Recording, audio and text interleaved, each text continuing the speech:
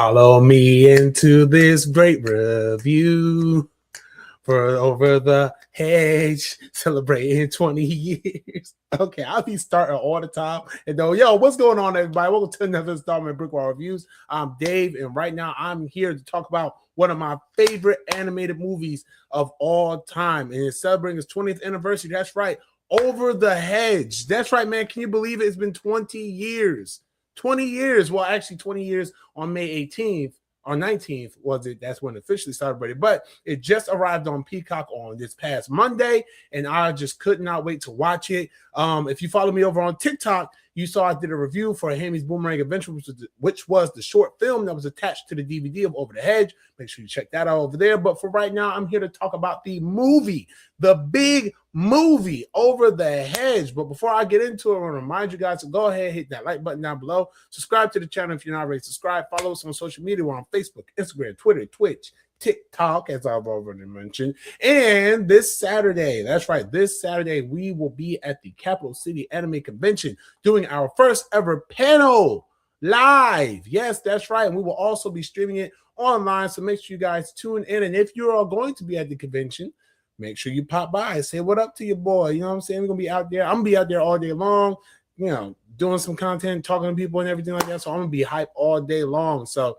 best way to keep informed is make sure that you subscribe to the channel, you know what I'm saying? Follow us and all that good stuff. And so without any further ado, let's get into this review. So Over the Hedge is a 2006 animated film starring Bruce Willis, Gary Shandling, Steve Carell, William Shatner, Wanda Sykes, Nick Nolte, and Avril Lavigne. They all play a group of animals who are trying to pull off a heist to get all of the food from the humans after they all build their own suburban neighborhood over a hedge. Oh, there was a pun. He said it. Okay, all right. Done. So this movie, I've always enjoyed this movie because one thing that was very interesting about this movie is just how well the characters always mesh together. Like, this is a perfect cast and crew of characters, and it comes from DreamWorks, which DreamWorks is always, in my opinion, DreamWorks has always been known to be really good at making these very captivating stories, these very funny stories, these very, you know, heartwarming stories. Like, DreamWorks, don't sleep on DreamWorks. They make really good movies, and Over the Hedge is an example of one of them. We start our story with RJ the raccoon, played by Bruce Willis, who's pretty much just like, you know, he's a raccoon. He's foraging, trying to find food. His thing is that he's aware of human food. Like, the movie starts off, he's trying to get into a vending machine to get a bag of chips. And in the process of this, he notices a cave that belongs to a bear named Vincent, played by Nick Nolte. And RJ does the most ridiculous thing in the world. He goes and he tries to take some of Vincent's food. Vincent wakes up, and then all of the rest of the food that Vincent had stored up in his cave because he was hibernating, it rolls down to the street, gets run over. And in order for RJ not to lose his life over this, because very justifiably so, if I was the bear, I would have been pissed off too, right? In order for the bear not to kill RJ says, you know what, I will get back all the food, I will get it all back, and I'll do it before the full moon, which is before the end of the hibernation. So he's tasked with doing this. So this is where he ends up meeting the other characters. The turtle named Vern, played by Gary Shandling. The squirrel named Hammy, played by Steve Carell. William Shatner plays one of the possums. And Avril Lavigne plays that possum's daughter. Hold on, I'm trying to get the character names because I only know RJ, Vern, Hammy, Vincent, and Hammy. Those are the only ones those are the only characters I know by name. Let me see. Wanda Sykes plays Stella, who's the skunk. I already said William Shatner and Avril Lavigne. They play Ozzy and Heather, who are the possum father and daughter. Allison Janney plays Gladys, who is the president. Oh, well, we'll get there. We ain't there yet. Nick Nolte, Vincent.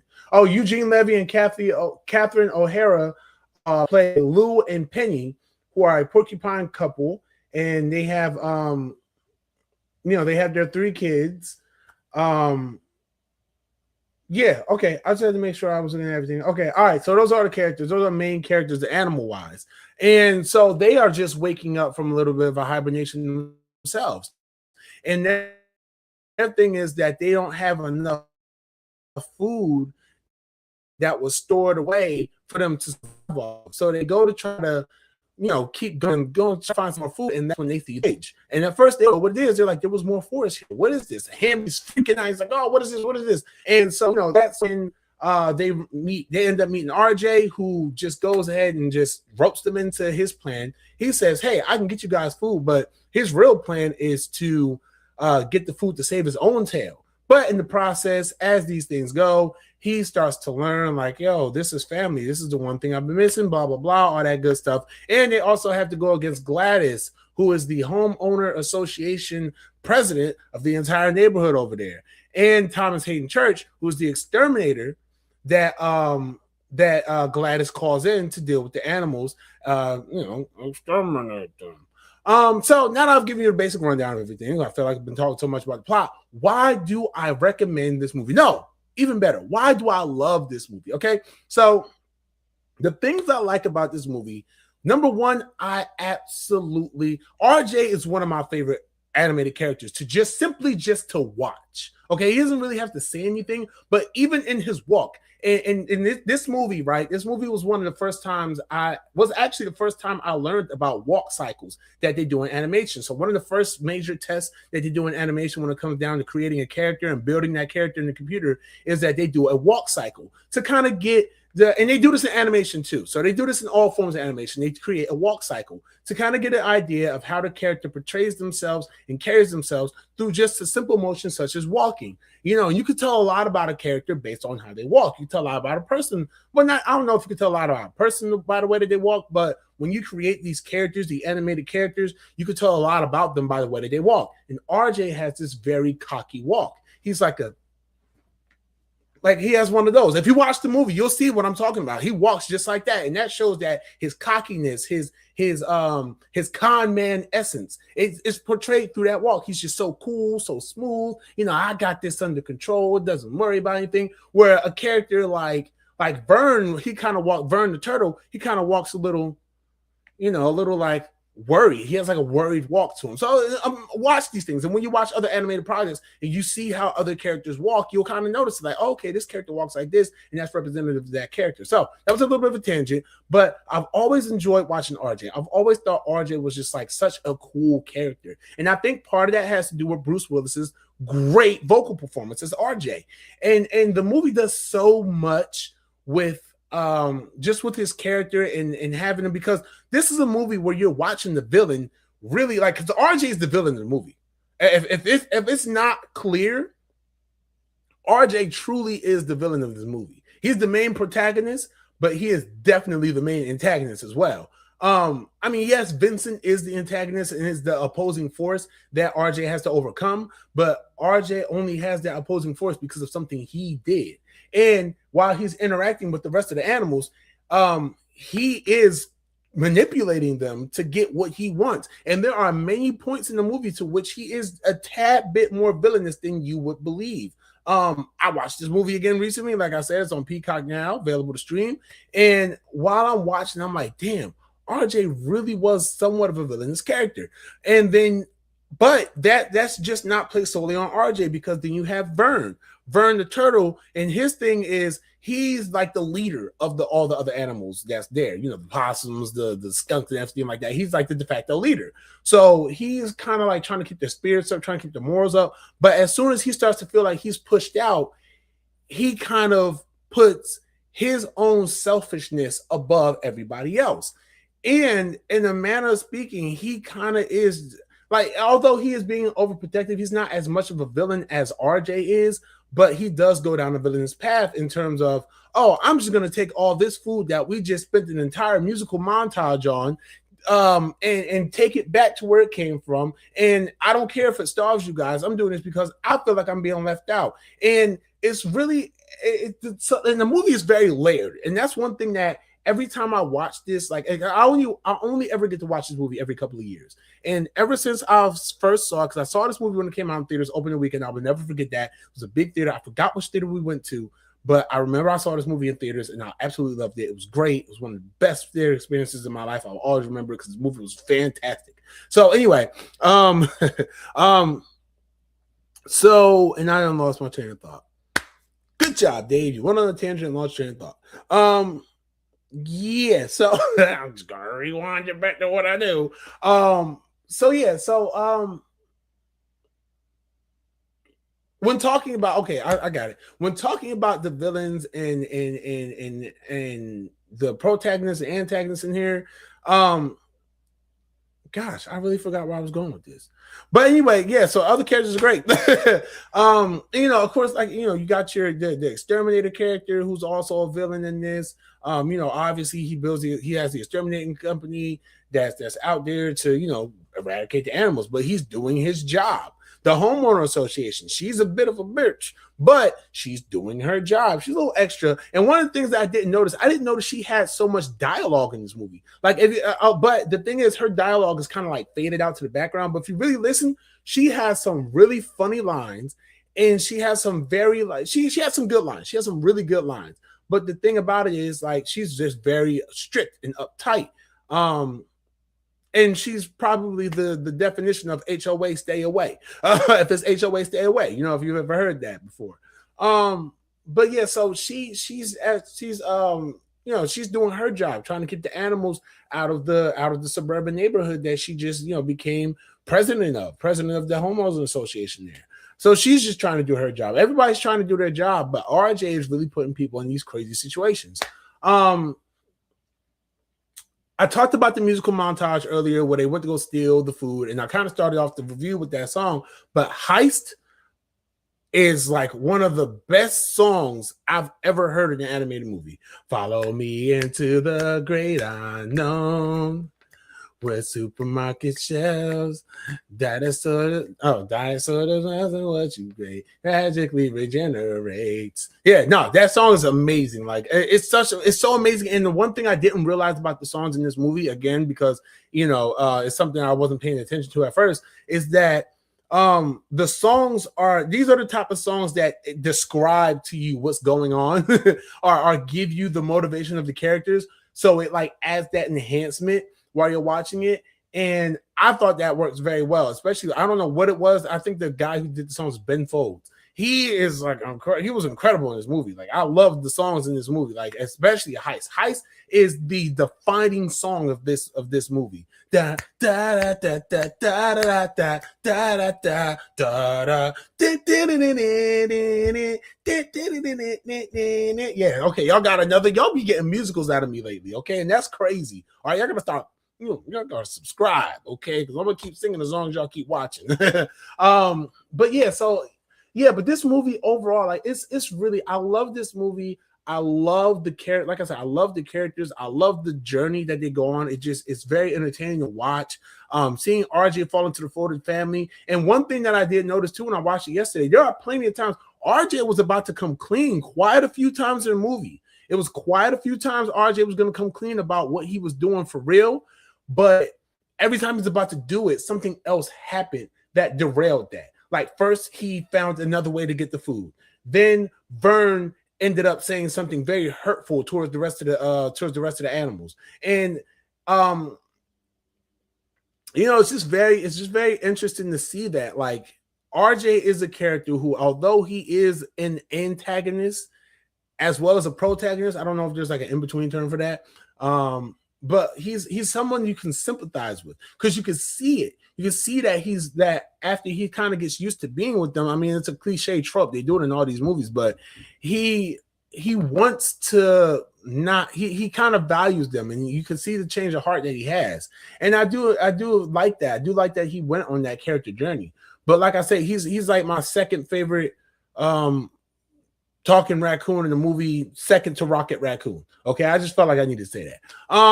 As for the rest of this movie, I mean, Hammy is funny. The rest of the characters, rather. Hammy is so funny. Steve Carell is so good in the role of Hammy the Squirrel. Like, it was phenomenal. I loved it. Like, everybody, I want a cookie.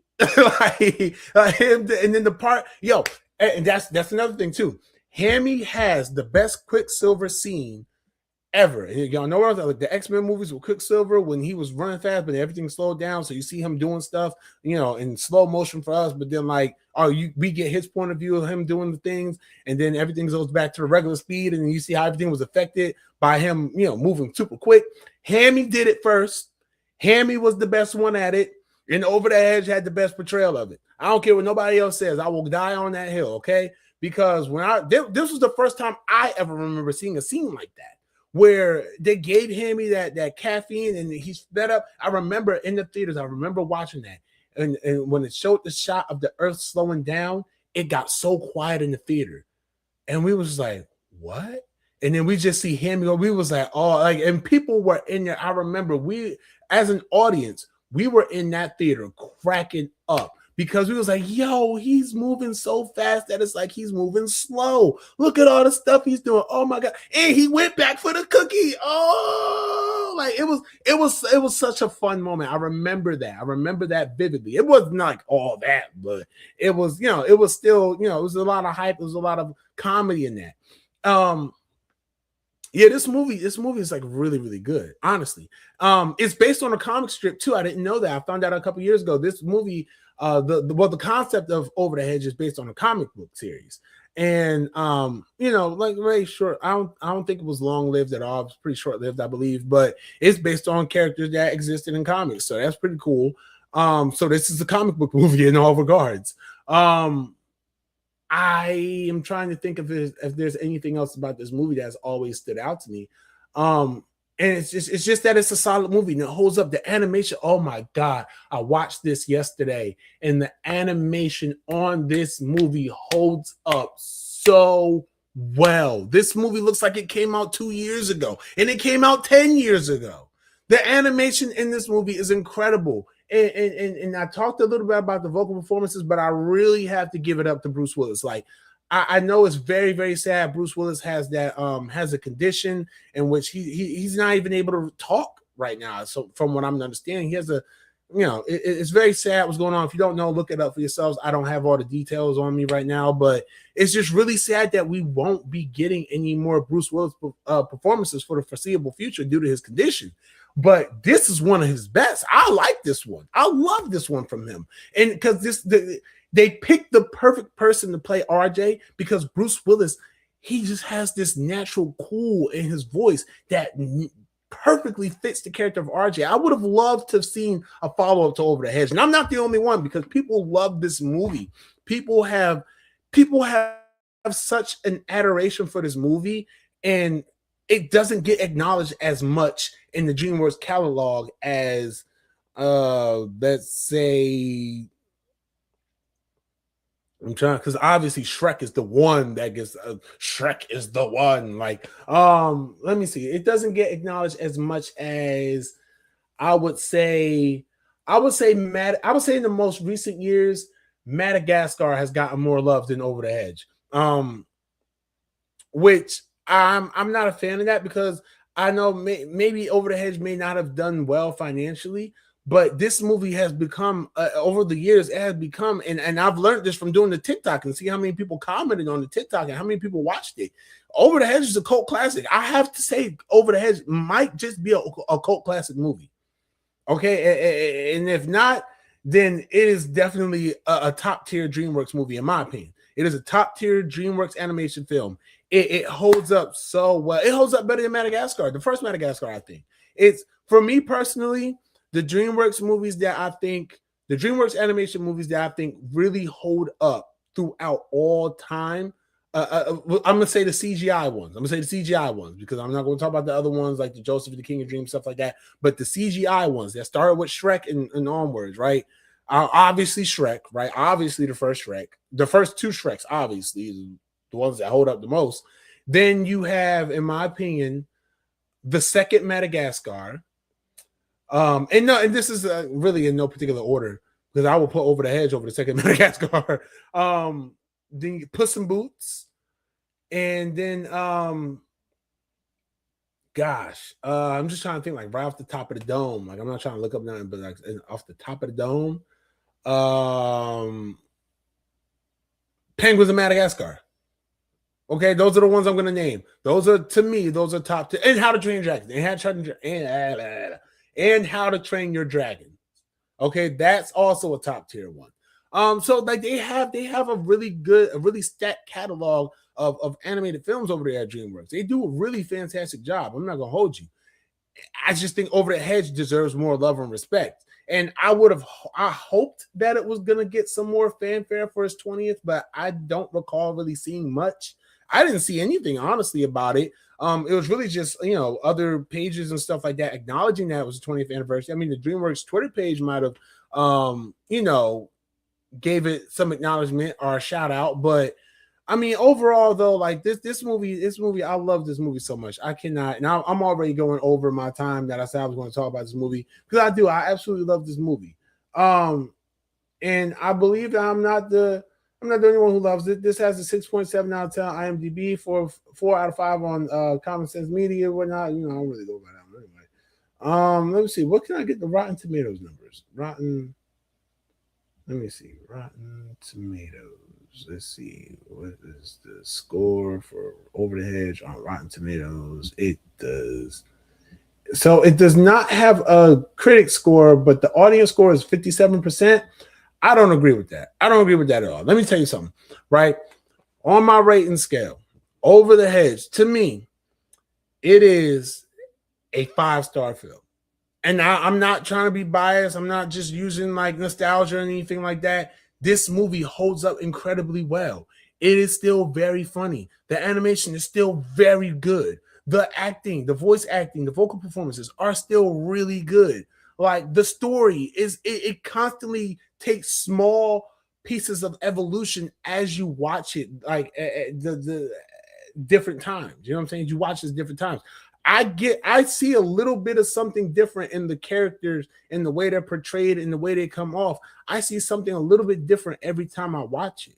So it really is it's a solid ass movie, man. If you have Peacock, check it out right now. Over the Hedge. Happy 20th anniversary to Over the Hedge, one of my favorite animated movies of all time. And with that, people, I leave you with one more thought. Get some Spuddies. That's the name of the chips they had. But anyway, that's all I have for you guys. Thank you all for tuning in. If you enjoyed this review, make sure you hit that like button down below. Subscribe to the channel if you're not already subscribed. Follow us on social media on Facebook, Instagram, Twitter, Twitch, TikTok, and make sure that you tune into the live stream, or if you are attending, make sure you hit up our panel at 4 p.m. at the Capital City Anime Convention. Anime Fest rather, my bad, I apologize. We will be out there doing a panel. We'll be talking about the Chainsaw Man movie and all different anime fight rankings and all that. We cannot wait. I'm excited for it. And yeah, that's all I have, man. So until next time, be easy, stay breezy. Peace. And get that cookie. I like a cookie. Peace.